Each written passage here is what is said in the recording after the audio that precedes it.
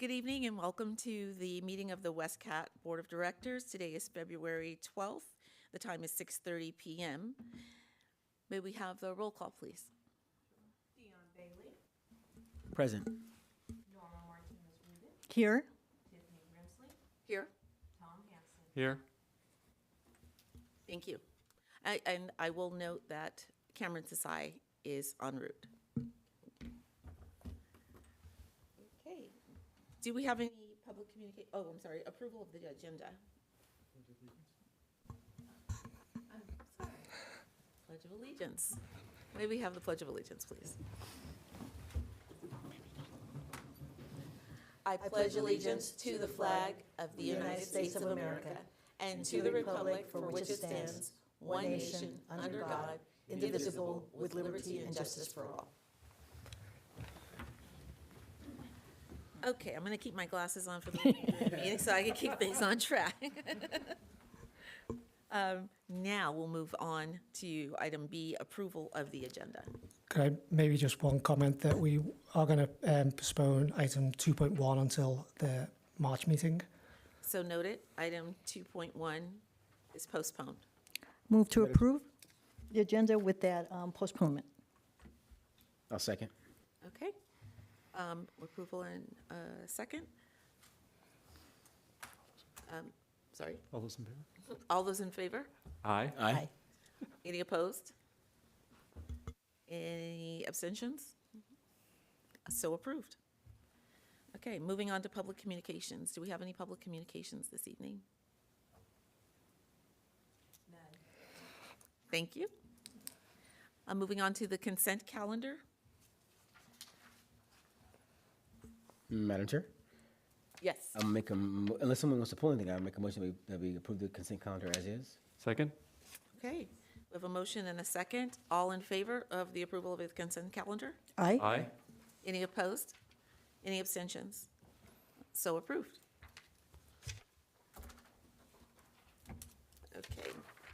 Item 2, items for board action or discussion. Again, we are postponing item 2.1. Moving on to item 2.2, approval of Westcat 2026 Public Transportation Agency Safety Plan. Thank you. I'm going to ask Tanya to present this item. Good evening. So Westcat's Public Transportation Agency Safety Plan is required to be reviewed, updated, and certified annually. The safety plan is compliant with the Federal Transit Administration's Public Transportation Agency Safety Plan Final Rule. And as part of our annual review, the regulation requires transit agencies to update their safety performance targets based on a 3-year rolling average of data submitted to the National Transit Database. The safety performance targets represent our safety performance goals for the fiscal year. The safety performance targets were updated by our safety committee, which is required by the regulation, and they were updated for FY 2026. The targets are very consistent with our targets last year for FY 2025. The regulation requires the safety plan to be approved by the safety committee and then approved by the board of directors. The safety committee approved our plan on January 26th, and staff is recommending approval by the board of directors. If you have any questions, I'm happy to answer them. Thank you. Are there any questions from the board? Seeing none? Yes. Who's on the safety committee?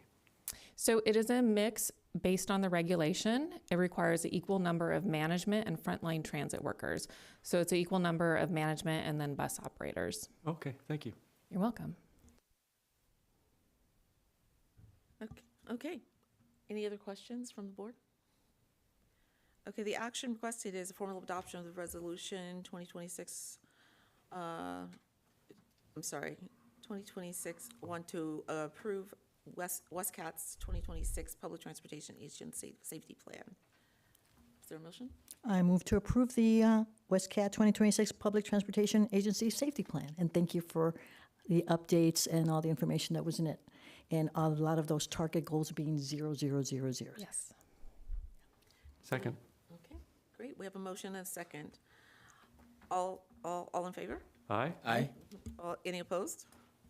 Any abstentions? Okay, so approved. Thank you. there is another presentation on Westcat Onboard Survey conducted by MTC September to November 2025. And I'm going to ask our planner, Finn, to present this item. Rob, do you have the slides?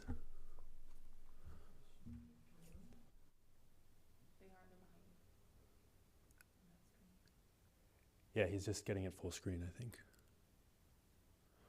All right. Good evening, board. So today we're going to be talking about a survey that we conducted this fall with MTC.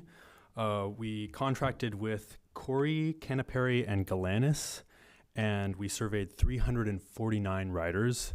And I'm just here to highlight some of the findings from the data that we got from the survey. Next slide, please. Oh, yes. Okay. So why were we surveying the riders? So first of all, we want to better understand where they're coming from, what they're doing, what their needs are. It's also to support future planning efforts because, you know, people's behavior changes, constantly evolves, one might say. And we want to stay up to date on those changes so that we can better serve the community. And then finally, we also want to make sure that we're in compliance with Title VI of the Civil Rights Act of 1964 to make sure that we're providing service in an equitable way. Next slide. Yeah. So what was the focus of this survey? It was mostly two things. So the riders' characteristics and the characteristics of the trips that they're taking. In terms of rider characteristics, the survey asked about their demographics, their habits, especially involving commutes, which are a big part of our ridership, as well as the characteristics of the households that they live in, the conditions they live in, and also how they're feeling about Westcat. And then for the characteristics, we were looking especially at origin and destination types, so, you know, work, recreation, etc. And then also the transfers and connections that they're making, especially with other transit agencies in the Bay. The first and last mile modes, that's kind of transit jargon for before and after you take the trip. What are you using to get to the beginning of the trip and then after the end of the trip? So like, are you walking? Are you riding your bike, or is someone dropping you off? Or are you driving? And then also we asked about fares and payment methods. So cash versus Clipper and different fare types. Next slide, please. So the first finding I'd like to highlight is that our riders are actually very satisfied with the service that we are providing right now. So 92% of them gave us a rating of good or better, and 52%, or a majority, the median respondent, gave us a 5 out of 5 rating, which is excellent. And that shows that while we have room to improve, we're doing really well overall. Next slide, please. As far as the frequency of use is concerned, almost half of respondents use Westcat 5 days a week or more, which lines up with a lot of folks using it, you know, as a commuter mode. With another third of respondents using it 3 to 4 days per week. So that adds up to 78%, almost 4 out of 5 riders using it 3 or more days per week, basically incorporated into their daily lives. Next slide, please. I'd also like to highlight the survey's findings around transfers and regional connections. So many of our respondents' trips include transfers with BART or other agencies like AC Transit and San Francisco's Muni. So 13% of respondents use BART to get to their trip, to their Westcat trip, while another 14% used Westcat to get to BART. So that's probably around like nearly a third of riders using it either before or after their trip.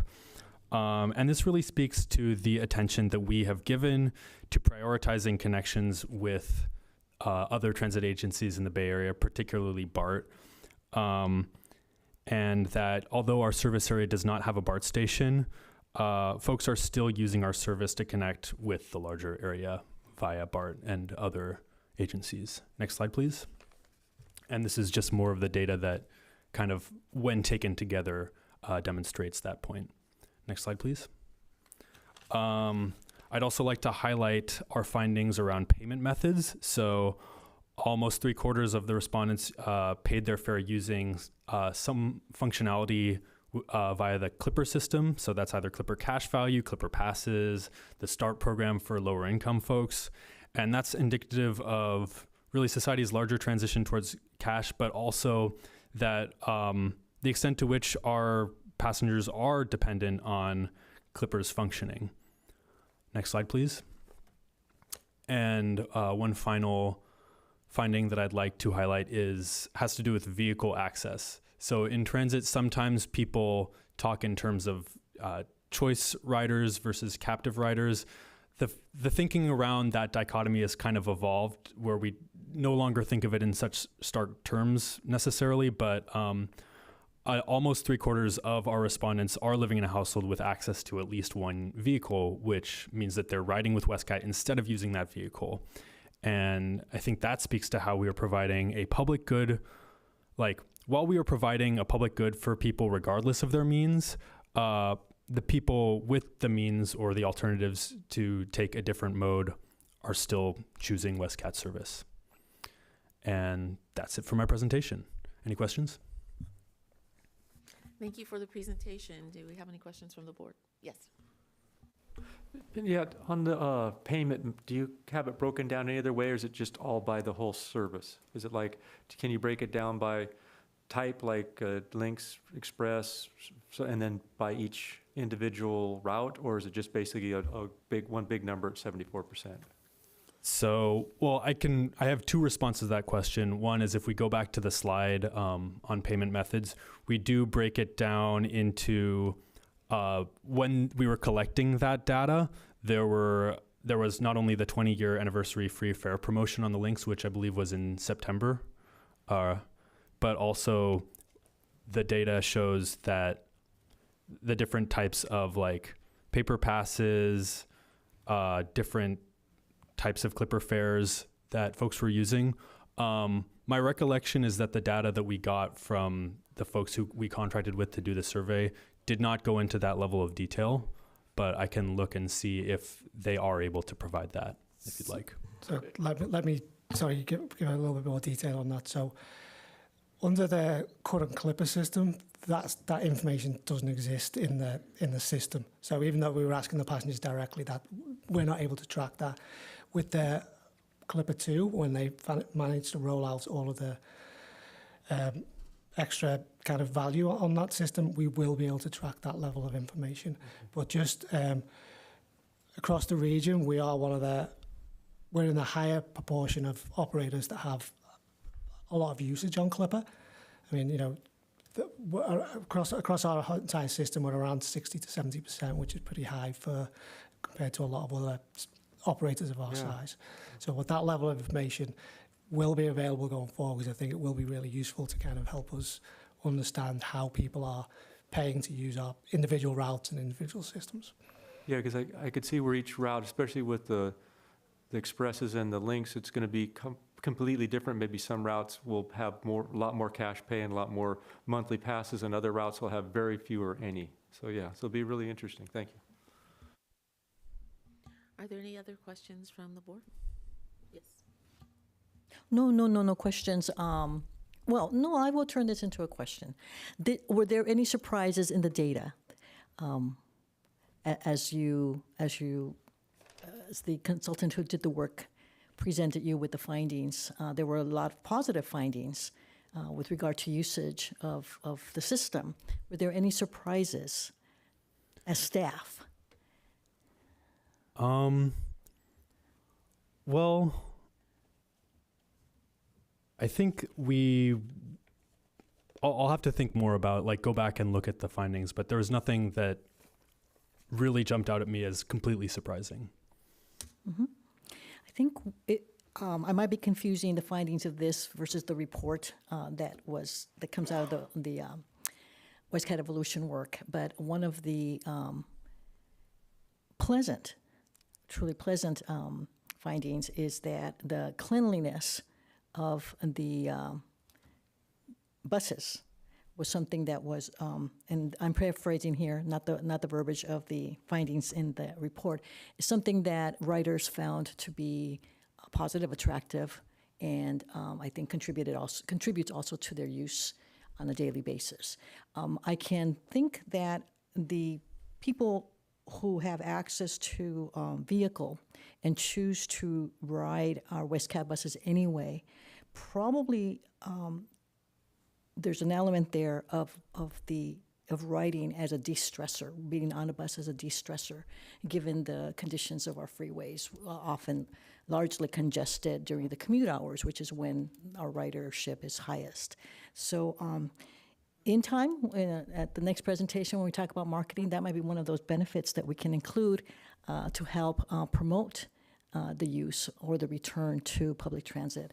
It is not to be taken lightly, as stress is such a contributor to people's poorer quality of life. So thank you. Thank you. Are there any other questions from board members? Okay, I have a question. How are we going to utilize this survey information, this data that we've collected or that MTC has collected? Is there any way that we're going to use that in terms of our publications or for promoting increase in ridership? Well, one thing that I think we could use it for is just going back to that finding about the transfers and regional connections, is to demonstrate just how closely integrated we are with BART and with other agencies, because I think that as we are in a landscape where there's a lot of challenges surrounding funding, I think that helps make the case that, for example, when BART is making decisions about feeder bus funds, or if there's something similar to that kind of back and forth in the future, I think it helps us make the point that we are all part of one larger system. Great, thank you very much. I think you're right. Okay, so this was a discussion item only. So we're moving on to item 2.4, discussion on funding updates. Thank you. So the main item I'm going to talk about is the feeder bus funds. That's the main item, but I think it's worth highlighting a little bit about the BART board workshop that went on today. It was a seven-hour long meeting that BART had discussing, I'm sure you've seen in the press, in the media, the potential options if BART may have to undergo if SB 63 doesn't pass in November.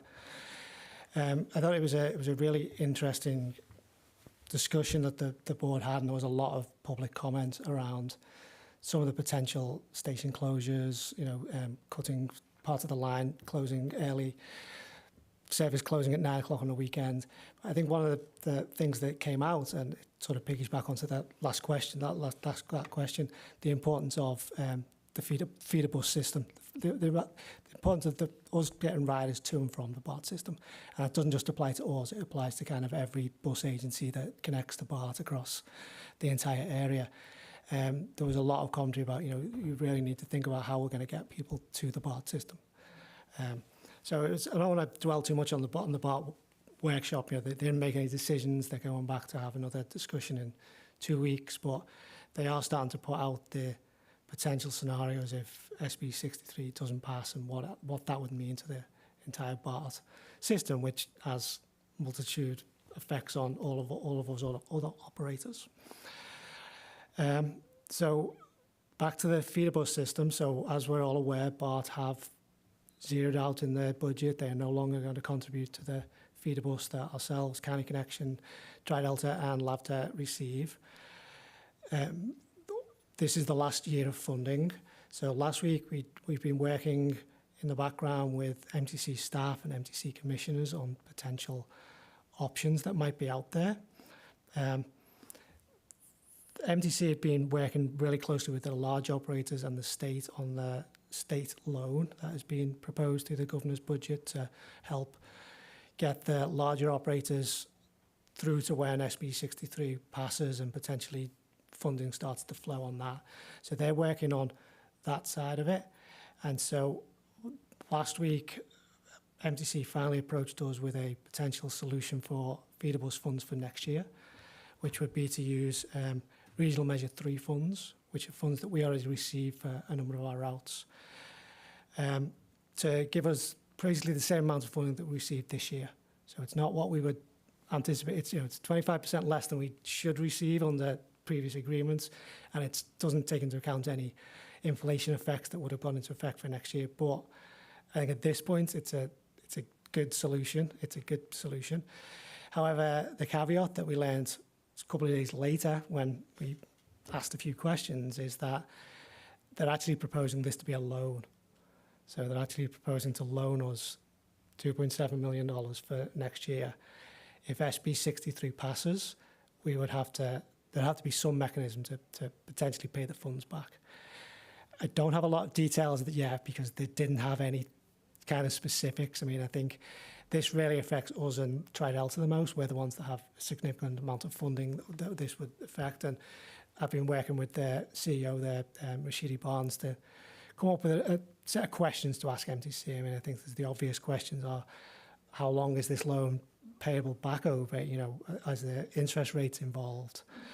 And then this came up in a discussion that the 4 operators were having this afternoon, in that at least one of their operators heard MTC say that, well, if you use these funds for routes that qualify for Regional Measure 3, there may be a mechanism to not repay those funds. So I think that one of the big differences between all our agencies is we use our funds, because we don't have a BART station within our service area, so we use our BART feeder bus funds for express bus. That's what we use them for. That's what RM3 is for. That's what those funds are designated for. None of the other operators have express bus in that sense. So, you know, they all touch BART stations, but they're all just part of their regular service. You know, I think every single county connection route touches a BART station, but none of it's express. Tri-Delta have, you know, multitude of routes that all touch BART stations, but it's not express. So it's another question that we're going to ask MTC. So, you know, we're using this funds for eligible expenses under RM3. Does this need to be a loan? So it's more just I'm just giving the information today. Hopefully next month we'll have a little bit more clarity. It was even with the caveat of it being a loan, I think it was a big relief, certainly to me, to know that we have those funding in place we should have those funding in place for July 1, because otherwise we were looking at the same scenarios that BART are currently looking at for their potential service changes. We still don't have any clarity from MTC on what our regular Regional Measure 3 funding might be for next year. And if you recall, since Regional Measure 3 passed, or since we've been receiving funding for it, the first year we received $350,000. The second year we received $1.1 million. Third year we received $2.5 million, and this current year we received $600,000. So that's a big amount of fluctuation and a big unknown of what that might mean next year. I've pushed for a number of years, and I think because there's been so many issues around funding with RM3, with SB 125 and all of those, that they haven't managed to come up with a formula, because we also received Regional Measure 2 money, and we've received the same amount of that for the last 20 years. You know, I mean, we know what we're getting every year.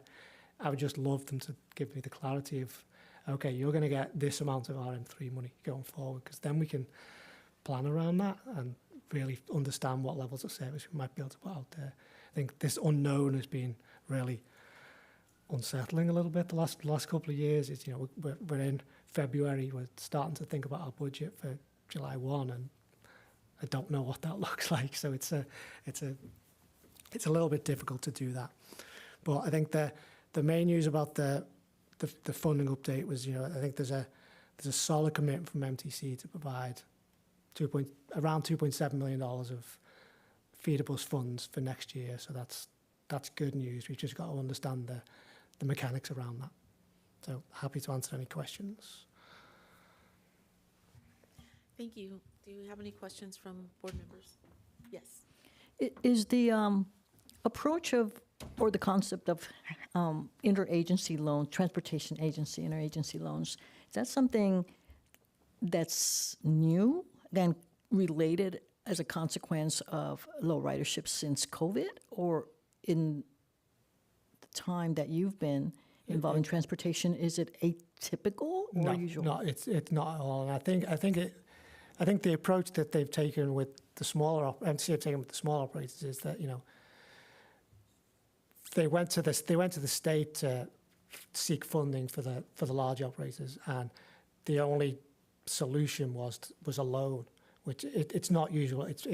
I couldn't tell you of any other examples of, you know, this taking place. Individual agencies take bonds out, take loans out to, you know, pay capital expenses, but for operations, no, it's certainly not usual. And I think it's you know, I think even though the large operators in the state and MTC haven't finalised their agreement, they're looking at payments back over 12 years with an interest rate of, I think there's no interest for the first 2 years, and then it's a 2% interest rate.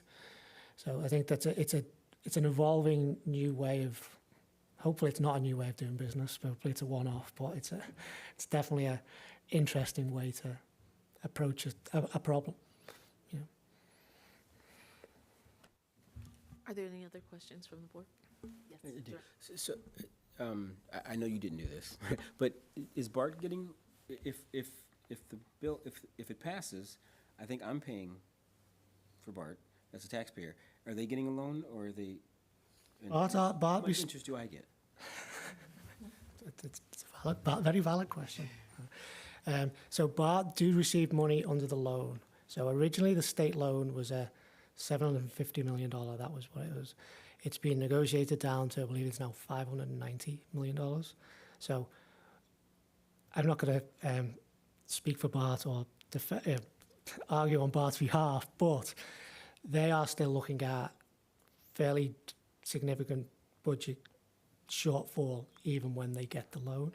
So I think their point back would be like they still don't have the funding they need. So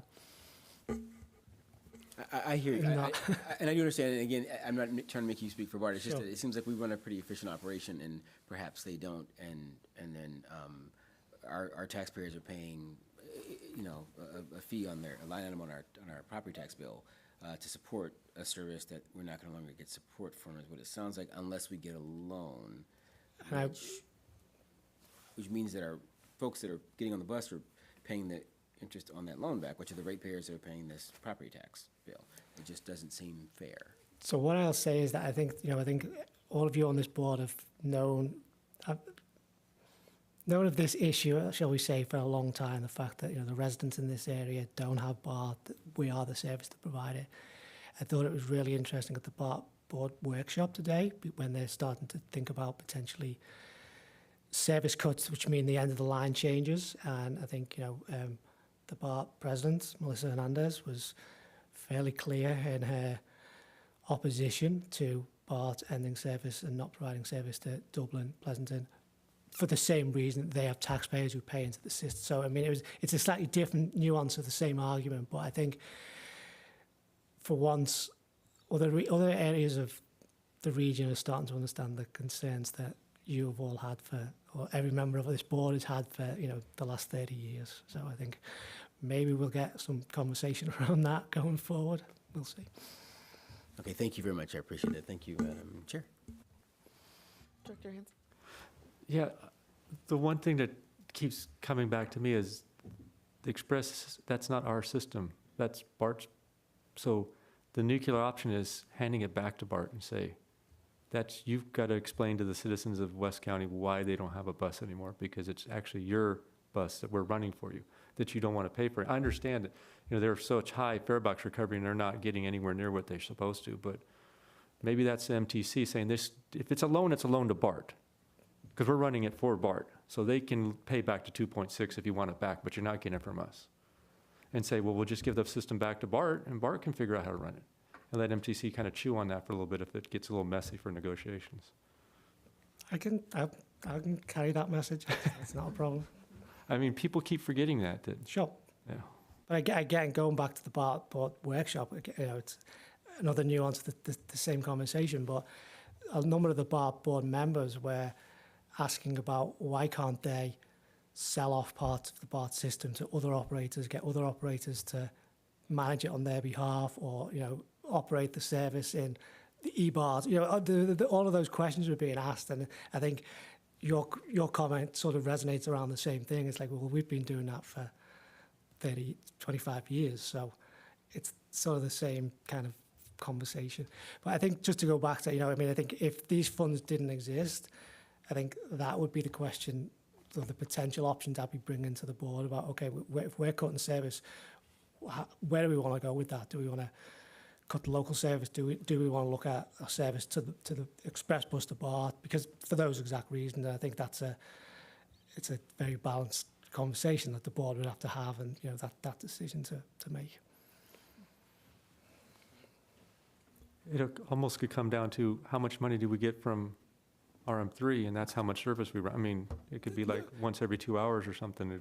It'll still be there. I think that's but, exactly, I mean, I think currently our RM2, RM3 money is mainly used for the JPX, the JX, and the links, but we don't really use it for the J, which is still express bus, and that's the main trunk line throughout our entire service area that carries the bulk of our riders to and from Bath. Well, yeah. Okay, are there any other questions or comments on this item? Okay, is staff asking for direction from board on this, or? Well, I think Director Hansen gave a little bit of direction, which I can certainly take back. So, Okay. but I think it's I think where we are, it's an ongoing conversation. As I say, we're working on a set of questions to ask MTC to get clarification, and that can certainly be one of the comment/question that I add in. Okay, very good. All right, we are moving on then to committee reports, and so we'll start with the general manager's report. Okay, so there's a couple of items I want to cover in this. We did roll out a schedule change on the links that started technically on Monday. What we tried to do is Finn, our transit planner, spent a lot of time going back and talking with operators, talking with dispatch, trying to really figure out where we needed to potentially add some time to because of the congestion. That's the reality. What we were seeing over the last year or so is that we were seeing overcrowding on some buses, and I think we all didn't think it was due to this huge. We are seeing an increase in ridership, but it wasn't down to just ridership. It was the fact that we were running late on a number of trips, and so people who arrived for the 3 o'clock trip were getting picked up at 3:20 when half of the people at 3:30. So it's like extra people getting on trips. So we tried to really go back and look at how long it took for us to operate on the freeway and add in some additional time to those trips. We did also manage to get in a couple of additional trips, 2 extra trips in the morning, 2 extra trips in the afternoon, to just help with kind of balancing out all of that ridership. So, as I say, it rolled out on Monday. Also, as part of that, sort of connected to that, there was a reconfiguration of MV's management staff over the last few months. Is that we have a new operations manager. She's actually a long-term Westcat or long-term MV employee as the dispatch manager. So she's moved up into a role, but it freed up some of the funding that we pay to MV to create a Westcat ambassador position. So MV went through the process of hiring, and it's actually one of the drivers who actually was successful in getting that role. So his role is to be out there liaising between drivers, dispatch, if there's delays, and passengers. So in the mornings, he's spending a lot of time out at Hercules Transit Centre, and then in the afternoons, he's spending a lot of time out in Salesforce Centre. Just getting that extra person on the ground just to be able to relay information and hopefully improve some of the. I don't think there's a customer service issue per se, but I think it's just having that extra person to actually know what's going on.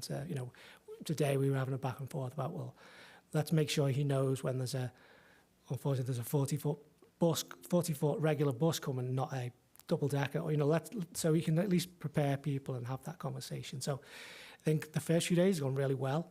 I think we're all really happy with his approach, his attitude, his ability to get out there and kind of talk to people and bring us back information. You know, he's also already started giving us feedback on what he's hearing, so we can kind of take some of that into account. So we've got that position rolled out, so hopefully that will be beneficial. We're going to concentrate a lot on that being a links ambassador, but I think there's if other things happen throughout the system, he's more than capable of being pulled away and spending time at Del Norte BART or being where it needs to be for another route. So he's, as I say, he's a driver, got that experience, he knows the entire system, so he can answer any questions that come up. Other update I was going to give was just a quick update on the Clipper 2, the C2 rollout. I'm sure you're well aware it's not gone as successfully as many people would have liked.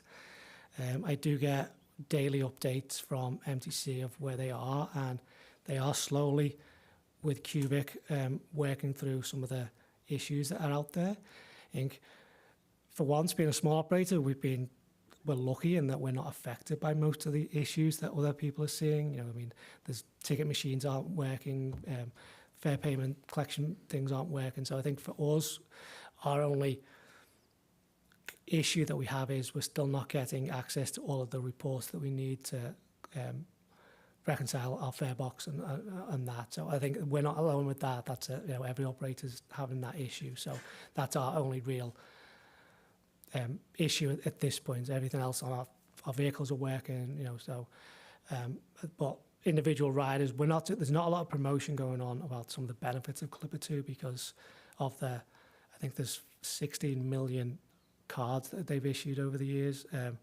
They've only converted, I think the update today was 810,000 cards over to the Clipper 2. So most people still are using the old version of the system. There is I think the contract drop dead date for Clipper 1 to be turned off is June 1st. So that's coming up pretty quickly. So there's a lot of work to be done to migrate and transition another potentially 15 million cards over to Clipper 2. And then I know there are issues when cards are being flipped over that the wallet's being missed, passes aren't being collected. I mean, there's ongoing issues that they're working through to kind of keep on resolving. So I think two other updates. So one update yesterday, we were really happy to spend time with MV and their staff. There was a retirement of 2 long-term MV employees yesterday. Gladys, who's been in our vault room for 19 years, is that right? 20 years. And then Al, who was the MV maintenance manager. He'd been with Westcat, or with MV and Westcat for around 25 years. So it was good to get a few old faces back in the building yesterday and spend some time with them. And then final update, and this is something that I spoke with the chair with a little while ago. We have an old facility. We have a facility that is in need of a number of repairs coming up.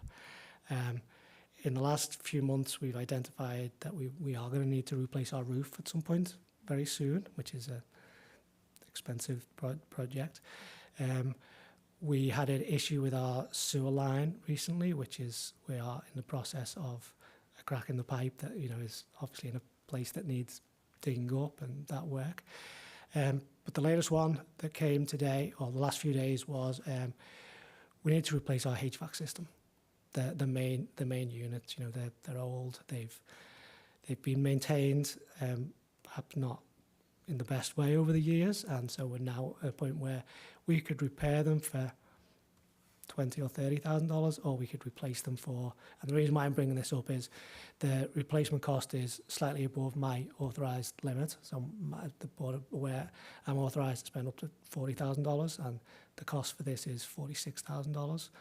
So we set up in the last couple of years a process where if I can get permission from our chair to move ahead with this and then report out to the board that we are going to move ahead with this project without going through a more formal process, which I would rather do if we had more time. It's just, we're kind of a bit of a crunch where we need to get this work on this gone right away. So I'm not looking for formal approval, but if anyone has any major objections or if we're okay to move ahead with this project and get that, we did get a couple of quotes, and I think this is the quote that from the new firm that we're using to maintain the system. I think we've had a really good experience over the first few months that we've been using them, so we're going to move ahead, hopefully, with this work.